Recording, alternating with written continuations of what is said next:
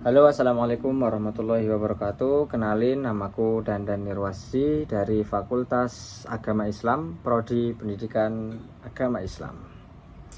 Jadi di sini kali ini aku akan mengerjakan tugas review buku, dan buku yang akan aku bahas kali ini adalah buku dari Larry King, Seni Berbicara Kepada Siapa Saja, Kapan Saja, di Mana Saja. Kalian pernah nggak sih punya ide yang bagus banget buat disampaikan, tapi pas ngomong malah gugup, ngeblank, atau kayak nggak nyampe gitu ke orang? Nah, gue mau sharing nih di sini soal buku keren yang aku bahas ini, yang berjudul Seni Berbicara. Jadi buku ini karya Larry King. Siapa sih yang nggak tahu Larry King? Buat yang belum tahu, Larry King itu salah satu pembawa acara talk show paling legendaris di Amerika. Dan buku ini juga ngebahas gimana sih caranya jadi orang yang jago ngomong, bukan cuma soal teknik tapi juga soal keberanian dan ketulusan dalam berbicara. Oke, jadi untuk isi singkat buku ini, jadi buku ini tuh ngajarin apa aja sih? Buku ini ngajarin hal-hal penting seperti: pertama, berbicara itu skill, bukan bakat. Artinya semua orang bisa belajar cara ngomong yang benar, asal mau latihan.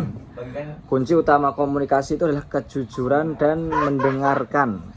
Larry bilang jangan fokus pengen terlihat pintar, tapi fokuslah untuk terhubung sama lawan bicara. Jangan takut salah.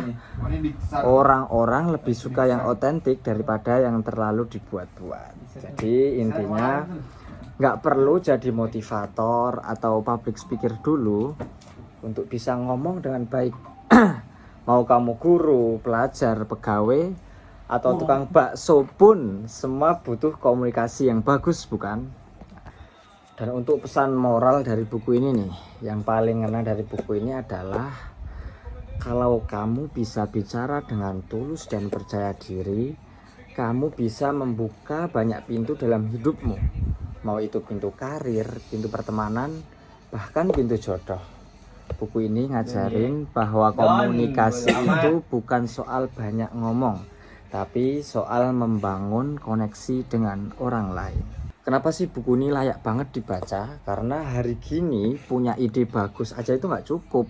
Kalau kita nggak bisa nyampein ide itu dengan cara yang jelas dan menarik, ya bakal susah didengerin. Dan yang paling penting, buku ini buat kita jadi lebih sadar. Jadi pembicara yang baik itu bukan tentang siapa saja yang paling banyak omong, tapi siapa yang paling bisa nyambung dengan orang lain. Jadi kalau kamu pengen jadi orang yang gak cuman pintar tapi juga didengerin, buku ini bisa jadi titik awal yang pas. Oke, sekian dari aku.